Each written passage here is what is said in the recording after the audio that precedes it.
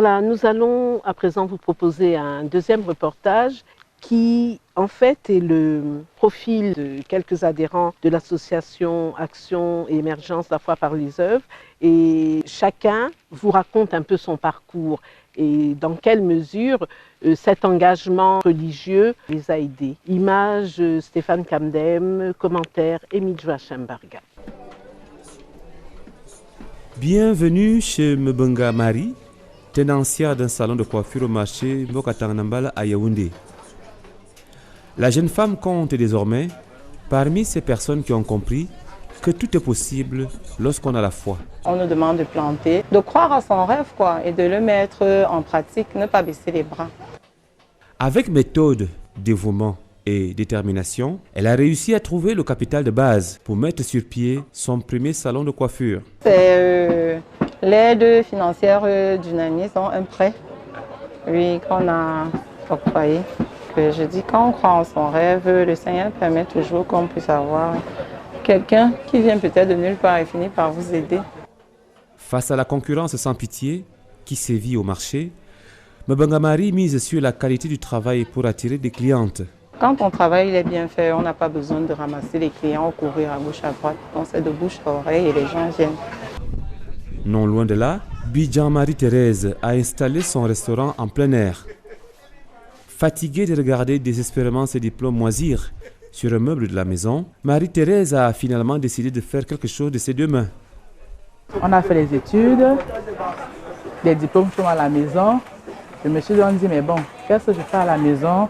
La maman m'a donc dit, bon, viens rester ici, tu gères. J'ai arrêté la boisson, j'ai commencé à faire dans le restaurant.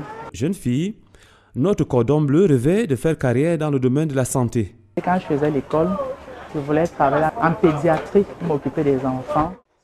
Et il lui a fallu alors puiser dans sa réserve de marketing pour convaincre les clients à venir consommer dans ce restaurant. La première année était un peu difficile, pourquoi? Parce que bon, les gens étaient habitués seulement à boire et à venir fumer parce qu'il y avait la boisson, il y avait la cigarette. Mais avec le temps, et les clients appréciaient aussi la main de la cuisine. Aujourd'hui, la jeune femme occupe très rationnellement sa journée. L'année passée, je me suis un peu reposée parce qu'un an, j'ai fait 8 mois à la maison. Je suis revenue il y a de cela peu. Un détour du côté du Nyong-Esso nous conduit directement au village Ekombitié, où une dame retraitée a décidé de mettre son temps libre au service du développement.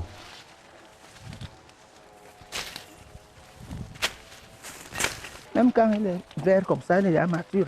Madame Okala précise que le champ d'ananas n'est pas juste quelque chose qu'elle fait pour tuer le temps, mais qu'il s'agit bien de business.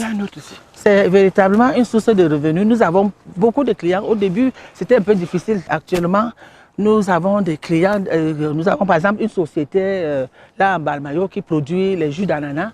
Nous livrons également dans les hôtels. Nous vendons aussi en détail.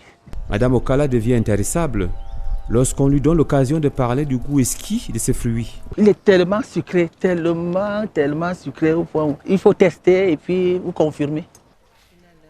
Allons maintenant à l'hôpital du district de Balmayo rencontrer une autre Okala. Il s'agit cette fois-ci de Dr Okala Ayele Hélène Florence, pharmacienne qui marche sur les chemins de foi de sa maman. Mon père est médecin et ma mère, elle a été infirmière diplômée d'État. Donc j'ai grandi dans cet environnement-là et j'ai voulu aller sur les mêmes pas qu'eux. Voilà, donc du coup je me suis retrouvée dans la pharmacie. Il devient alors très intéressant de savoir comment on vit sa foi en qualité de professionnel de la santé publique. On nous a appris la connaissance du bien et du mal, ce qu'il faut, ce qu'il ne faut pas. Et quand il faut faire quelque chose, il faut bien le faire et il faut avoir la crainte de Dieu. Donc c'est sous cette crainte-là que tout ce qu'on opère ou tout ce qu'on aspire à faire dans la vie nous permet d'éclore naturellement. En tout cas, Dr Okala est convaincu que la foi permet à la pharmacienne qu'elle est de mieux accomplir ses missions et services. Et comme on dit dans la Bible, si vous faites du bien à un orphelin, à un malade, à un prisonnier, c'est à moi que vous avez fait du bien. Le moi, c'est Dieu.